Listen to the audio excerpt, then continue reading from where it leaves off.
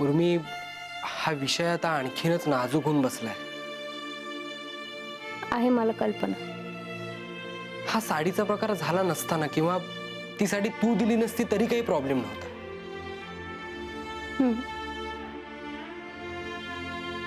आता कोणत्याही कारणाने त्याने नकार दिला तरी खापर आपल्याच माथी फुटणार आहे.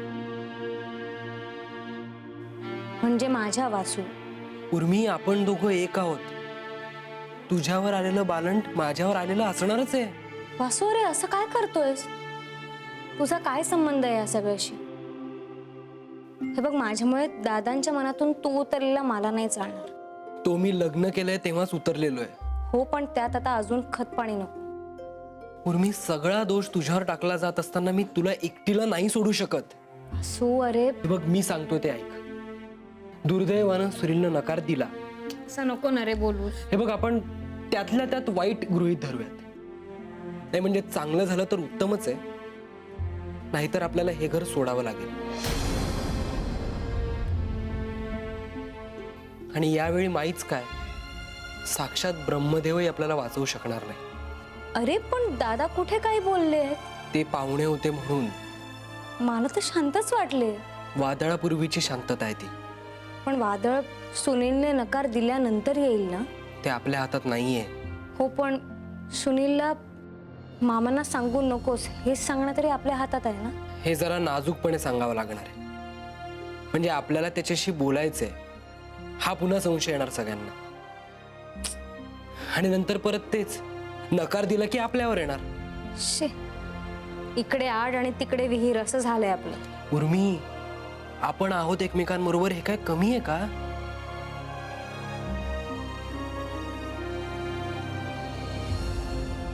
थँक्यू. थँक्स कशाला? या सगळ्या परिस्थितीत तू खूप ठामपणे उभा आहेस माझ्या पाठीशी. त्यासाठी नुसतं थँक्स? मग मी वसूल करेन ते.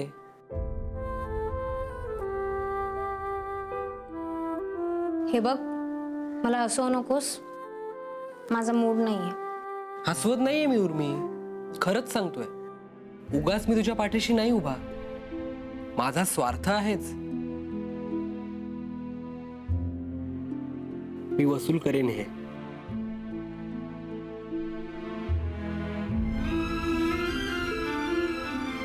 I love you. Me to.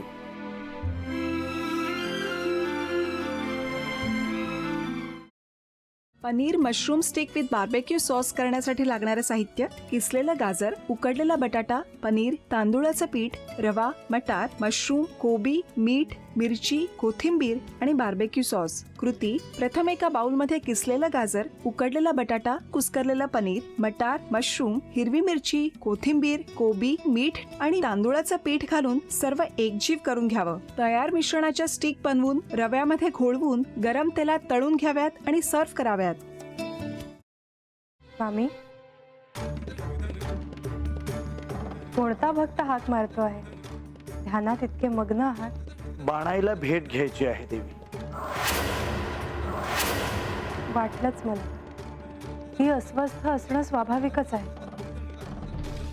तिच्या दृष्टीने हे सारंच गोंधळून टाकणार आहे. अशा वेळी तिला तुम्हाला किंवा मला भेटावं असं वाटणं हे स्वाभाविक आहे.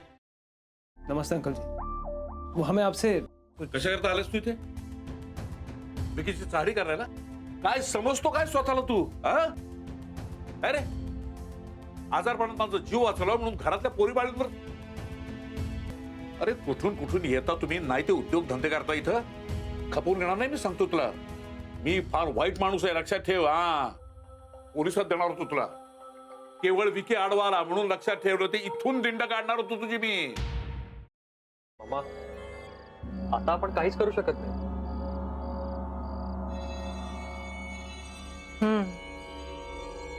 पण आर्चिस, हे असं कसं शक्य आहे? आपण तर सगळे आवाज रेकॉर्ड केले होते ना, राईट? हो.